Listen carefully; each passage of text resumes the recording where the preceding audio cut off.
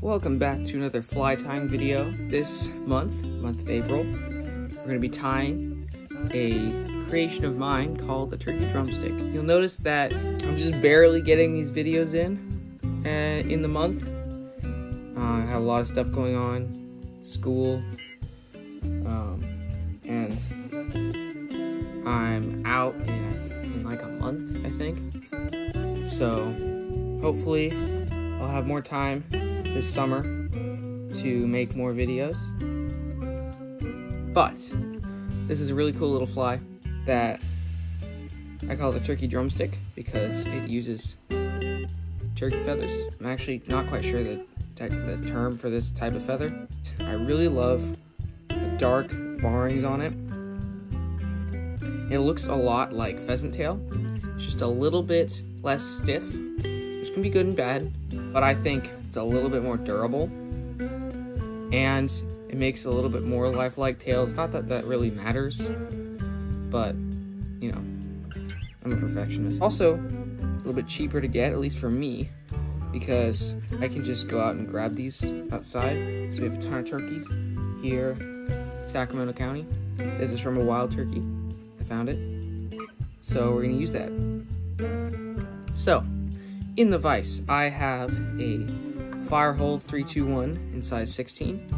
I love this hook. It's so useful.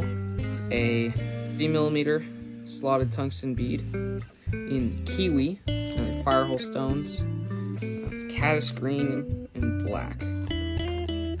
Bead color doesn't really matter. I'm sure maybe this green would help in dirty water, high water, like runoff we're having right now. But it doesn't really matter. Use gold, copper, matte black, purple, pink if you're into that. This fly I tied to imitate March brown nymphs because whenever I go to the Truckee River around this time of year, I always see March brown nymphs ready to emerge, and they always look the same. They were like a reddish brown, pretty much the color, this color, and they have these really dark black wing pads. And I think the combination of the peacock curl with the turkey, and even like the crystal flash legs, I think make a really good representation of an emerging or about to emerge March brown nymph. So let's get started. I'm using Semperfli 8/0 classic wax thread, black. Start the thread behind the bead. Clip your tag. You can add lead wire here if you want it to sink even further. I mean, you also could just use a heavier bead, but I think it's fine the way it is. So we're just gonna add some wraps behind the bead and wrap your thread a little ways down the bend, not too far. Just gonna add this. This is brassy sized amber ultra wire. I'm gonna tie it in onto the near side of the hook and wrap it back. Try and keep these wraps flat. You can do that by spinning your thread counterclockwise and then bring it back. Next, I want to take your turkey, this is from a tail, and you'll notice some of the tips have white on them. You do not want that. You want the ones with the brown tips, because that's what's going to be the tail. Actually grab quite a bit. These compress, and so I want to grab quite a bit. This is like, I'm gonna say 8 or 9.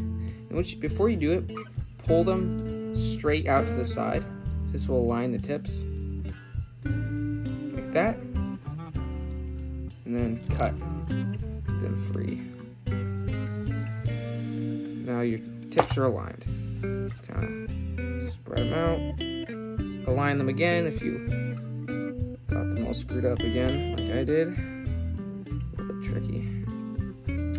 Next, want to measure your tail about the length of what's going to be the fly. So about from the back of the bead to where the wire starts. And tie it down just a couple wraps in one spot. Then put your thread in front of the tail. Don't cut this off. So starting to look like the process for making a pheasant tail. And yeah, a lot of this comes from pheasant tail nymph, which is one of my favorite nymphs. You could say this is a budget pheasant tail. Next, you can take that turkey tail and gonna wrap it behind your thread. This compresses the fibers back, and so you get this really nice full body. See, now you made sort of a modeled body. And don't go all the way up to the bead, but tie it off. Clip it pretty close. Then you can save this little bit for wing cases. Next, grab your wire and wrap it. Try not to mess up the tail too much. Counterclockwise. Ugh, what am I saying? Counterclockwise. Over an open spiral, kind of like a candy cane, over the body. This, if you do it counterclockwise, this keeps the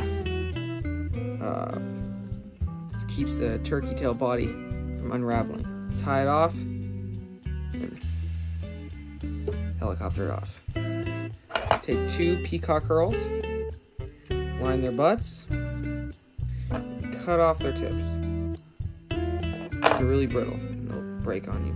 It's really annoying. Next, tie these in by their tips. Oh, put that other one in there. And wrap back on the body a little bit. It doesn't need to be too big. In fact, I know a lot of people like to make their March brown nymphs pretty big, like 14s and 12s, but make a size 16, it's just about perfect. Next, you're gonna do pretty much the same thing with the turkey tail. You're gonna wrap the peacock curl behind your thread so that it keeps it. You can twist it up just a little bit. Oh, these peacock curls getting weird on me. There we go. And just a little collar right there.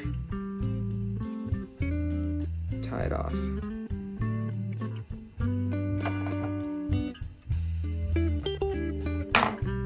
Next, you take some crystal flash, some UV crystal flash. Got very little left, so I've used it. And cut off one strand, just one. These are going to be the legs. Now you've got this one strand. Fold it in half. Cut that in half. So you got that. Now you got 2 strands. Look at that. You saved some money. Now put these on top, right in front of the peacock curl. Do X wraps over them. So they're right in the middle of the hook shank. You can kind of position them back a little bit too. Final step is to take some of this. This is a sparkle blend. It's Antron basically. Shamrock. I don't think this company even exists anymore. Found this in a bargain bin, but Antron works. It's basically the same as Antron Ice Stub, another one. This is in March Brown, rather convenient. You just need a little bit. Just doing a little collar, so like a Frenchie. Dub that to the shank, because if you look, a March Brown nymph. I'll put one up, picture up right now. The wing case doesn't really connect to the head, there's almost like this space between the legs and the head, almost like a neck. I don't know, I just thought it was interesting, and so we make like a little contrasting color break there. Well, not final step, but pretty much the last step. Make your whip finish. Make sure to pull it down into the bead. That usually breaks the thread, but it's down there in the bead, so it shouldn't matter. Don't use head cement on these with beads because it's down in the bead.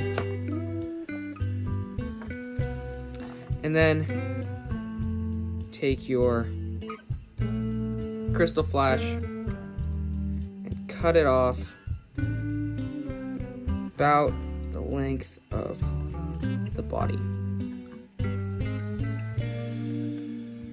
Kind of splay them out there. Gosh,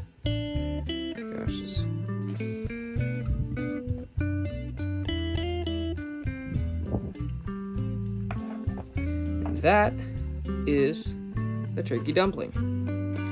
Show you the top right there. See that color band right there? I like this fly because, yeah, it imitates March brown nymphs, but it's also a very suggestive fly. So it could imitate a lot of things. And it's super simple to tie. So tie some up and let me know in the comments how you did. If you have any suggestions for this fly too, because, you know, I always love to tweak this fly. Alright, see you in another video.